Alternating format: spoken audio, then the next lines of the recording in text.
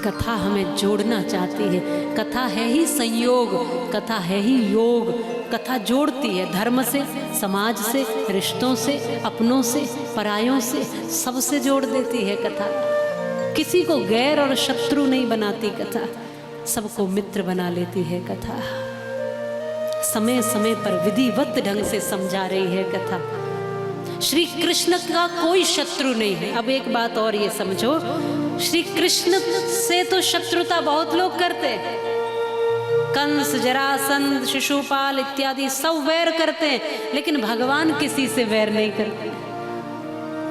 भगवान की ओर से किसी के लिए वैर नहीं है, लेकिन भगवान से बेशक बहुत सारे वैर करते हैं।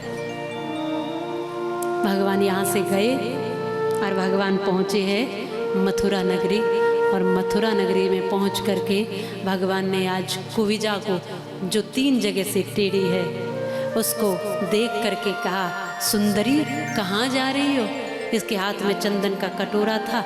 ये झुझला के कहती है कि मैं कहाँ से सुंदर दिखती हूँ, 3 जगह से कुबड़ निकला है मेरे शरीर का, 3 जगह से टेढ़ा हुआ शरीर, कहते हो सुंदरी? कहा नहीं, तुम सुंदरी ही हो, तुम्हारा काम सुंदर है। यहाँ रूप की सुंदरता नहीं, यहाँ कर्म की सुंदरता मानी जाती है। इसलिए चंदन लगा दो। हमारे भी चंदन लगाने के लिए ये बड़ी हाथ पहुँच नहीं पा रहा है, झुकी हुई है पूरी कमर से।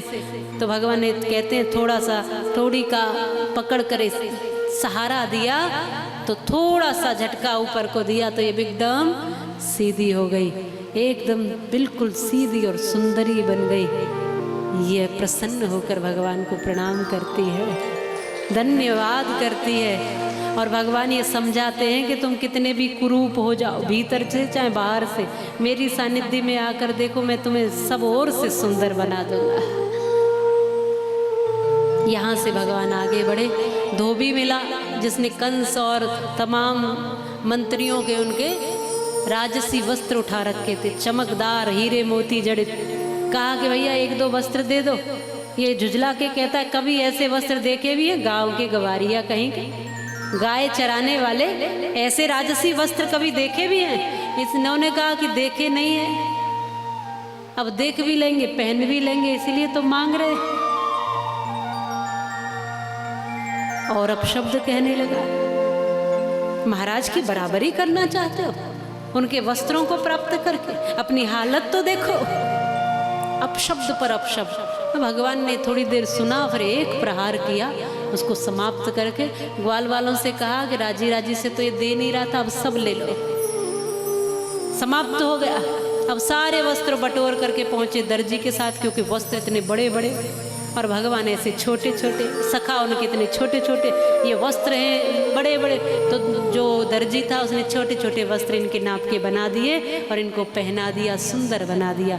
सब अपने अपने छकड़ों पर चले गए जहाँ रुके थे। अब राम, जो बलराम है और जो कृष्ण है, वो दोनों पहुँचे यज्ञ मंडप देखने के लिए, नगर की शोभा देखने के लिए। तो यज्ञ मंडप के बाहर ही कुवलिया पीढ़ हाथी खड़ा कर रखे।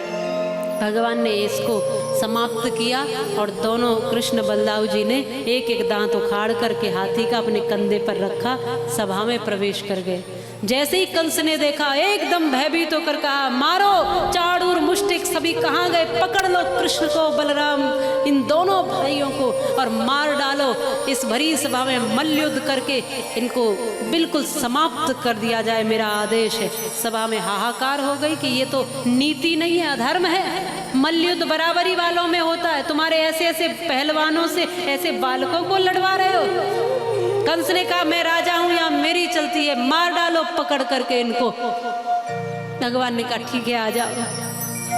अब मल्लयुद्ध करने के लिए जो भी पहलवान आए, भगवान सबको मारते समाप्त करते हुए चले और शीघ्र अतिशीघ्र ऊंचे आसन पर बैठे कंस के केश पकड़ के भगवान ने नीचे खींचा सीढ़ियों से और एक प्रहार किया। एक ही बार में प्राण चले गए हैं, एक ही बार।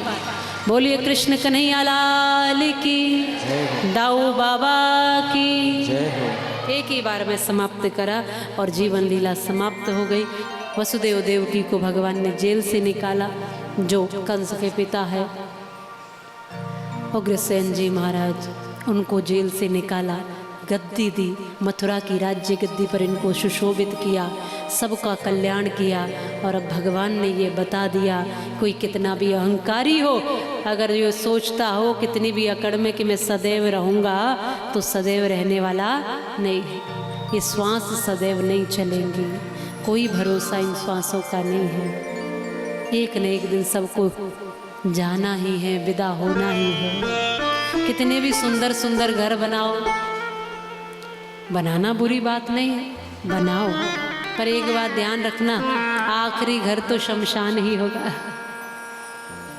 इसलिए शमशान के बाहर लिखा था कि मंजिल तो तेरी यही थी, तमाम उम्र निकाल दी तूने आते आते, इस दुनिया से तुझे मिला क्या, तेरे अपनों ने ही जला दिया तुझे जाते जाते। क्या भरोसा है इस जिंदगी का, इन सांसों का।